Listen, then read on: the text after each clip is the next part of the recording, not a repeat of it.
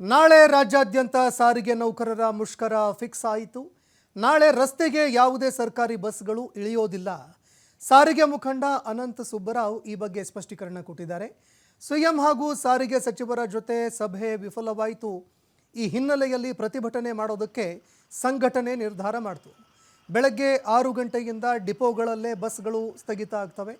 ಯಾವ ಬೆದರಿಕೆಗೂ ಜಗ್ಗಬೇಡಿ ಅಂತ ಸಿಬ್ಬಂದಿಗೆ ಕರೆ ಕೊಟ್ಟಿದ್ದಾರೆ. ಸಾರಿಗೆ ಸಿಬ್ಬಂದಿಗಳಿಗೆ ಅನಂತ ಸುಬ್ಬರಾವ್ ಕರೆ ಕೊಟ್ಟಿದ್ದಾರೆ.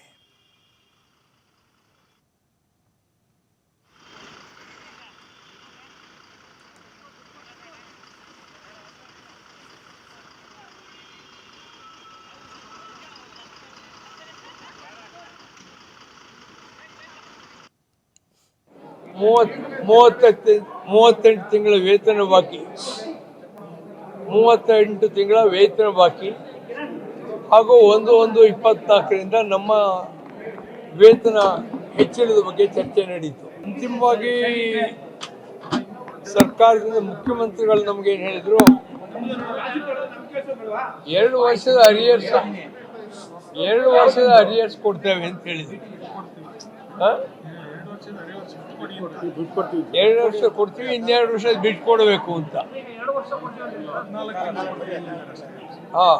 ಅದರಿಂದ ಅದಕ್ಕೆ ನಮಗೆ ಸಮಿತಿ ಇಲ್ಲ. ನಮಗೆ 38 ತಿಂಗಳ ಅರಿಯರ್ಸ್ಗಳು.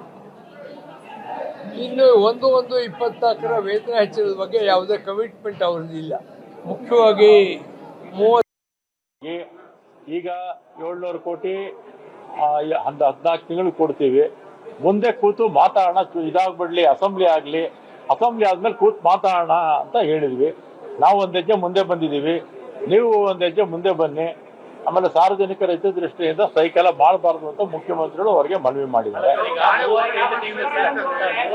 ಈಗ ಒಂದು ಈ ಪರಿಷ್ಕರಣೆ ಆಗಿದ್ದು ಯಾವತ್ತು, ಜಾರಿ ಆಗಿದ್ದು ಯಾವತ್ತು, 17/3/23ಕ್ಕೆ ಪರಿಷ್ಕರಣೆ ಆಯಿತು, ತೀರ್ಮಾನ ತಗೊಂಡ್ರು.